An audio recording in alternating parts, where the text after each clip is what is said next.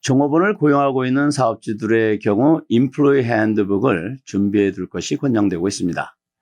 법적으로는 인플로이 핸드북을 비치해 둘 의무는 없습니다.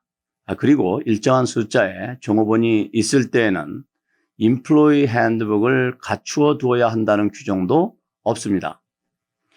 그러나 한 통계에 의하면 10명 이상의 종업원을 가지고 있는 사업체의 87% 정도가 인플로이 핸드북을 비치해 두고 있다고 합니다.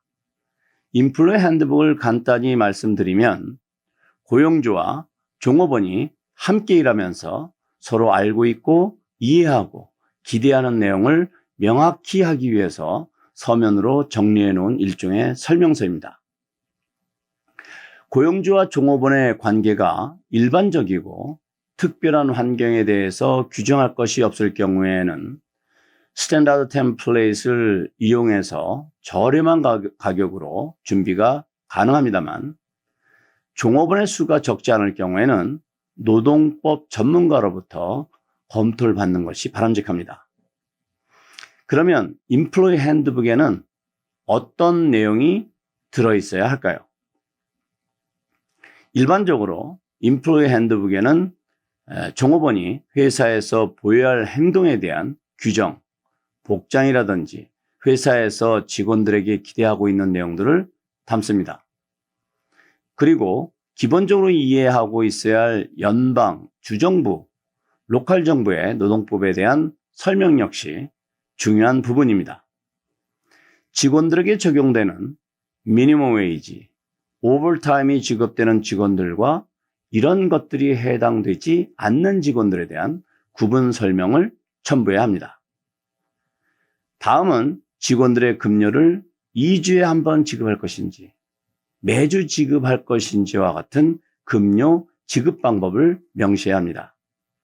그리고 또 꼭 넣어야 할 것 중에 근무 시간에 대한 규정과 설명입니다. 유급 휴일, 브레이크 타임, 오버타임, 런치와 같이 직원들이 알고 있어야 할 근무 시간과 관련된 규정에 대한 설명을 담는 것입니다. 이런 내용 이외에 회사에서 직원들이 꼭 알아야 할 직원들의 교육에 대한 것이나 신입사원에 대한 내용과 직원들이 노동법상 보장받고 있는 규정들에 대한 설명을 담으면 됩니다. 끝으로 핸드북을